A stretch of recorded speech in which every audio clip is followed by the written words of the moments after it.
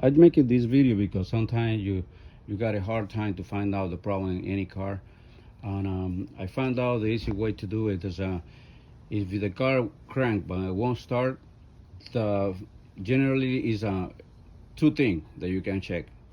You can check it out the fuse, I mean the fuel or a spark. So if the car crank, they won't start. There's any of those two problems: fuel injection or spark. So most of the case is a fuel pump getting bad. So the easy way to do it is open the intake, take the hose out, and put brake cleaner and spray or combustible fuel in spray can. Spray it out a little bit and put the hose back and trying to crank. If the car start, that means the fuel there's not ejecting fuel. If you put a spray and don't start, it probably a spark. So you can check the coil or the spark plug.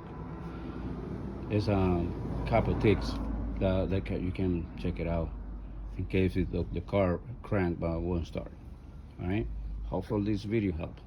If you have any question, just give me a comment. Trying to help you out. The most of the time I don't have the time to put some videos, but it help really much. All right. Thank you very much.